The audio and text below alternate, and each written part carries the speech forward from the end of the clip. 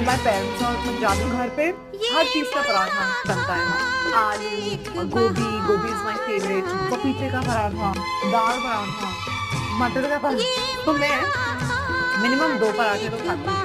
सुबह चाय के साथ दोपहर को सेम पराठा खाओ। सेम पराठा।